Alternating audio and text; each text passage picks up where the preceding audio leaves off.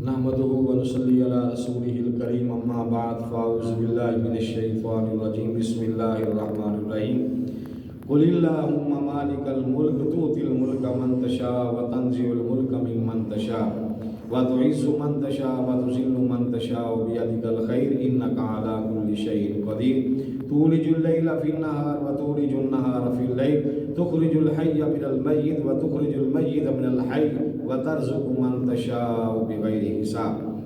दोस्तों, आज मैंने जो आयात करीमा तिलावत की हैं सूरत आल इमरान की 26 और 27 नंबर आयत है। ये मैं आपको एक वजीफ़ा बता रहा हूँ कि ये वो वजीफ़ा है जो आक़ाए दो जहां सल्लल्लाहु अलैहि वसल्लम ने हज़रत मुआज़ बिन जबल को बताया था। वो मकरूज़ हो चुके थे और बड़े परेशान थे। तो आज भी दुनिया के अंदर इंसान के हालात बदलते रहते हैं। अगर कोई शख्स मकरूज़ है और कर्ज़ लेने वाले तंग करते हैं, उसके पास असबाब वसैल नहीं है, तो उसे चाहिए कि इस वजीफ़े को पढ़े।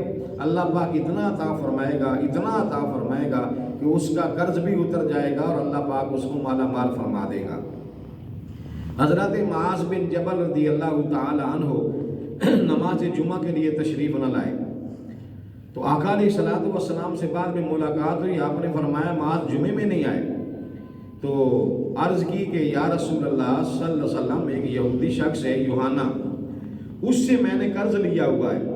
तो वो जुमे वाले दिन मेरे घर के बाहर आके खड़ा हो गया था कि ये जुमे की नमाज के लिए निकलेगा मुआज़, तो मैं इसे गिरफ़्तार कर लूँगा।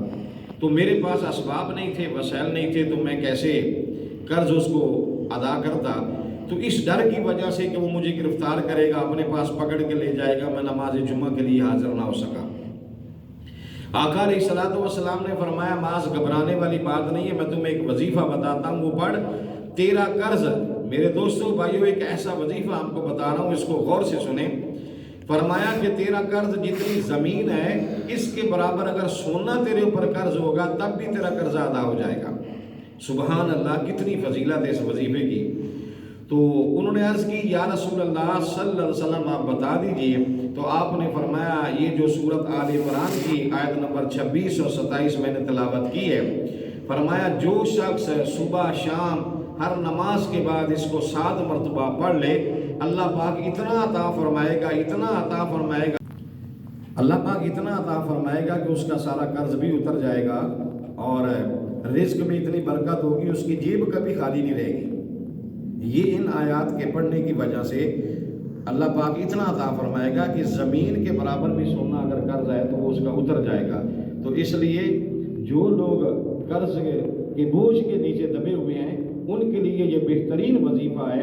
इन आयात को सूरत आल इमरान की 26 और 27 आयत नंबर को सुबह शाम पढ़ें, हर नमाज के बाद 7 मरतबा पढ़ें। अल्लाह पाक इतना अता फरमाएगा, कर्ज भी उतर जाएगा और रिज़्क़ में खुशहाली भी अल्लाह पाक अता फरमाएगा।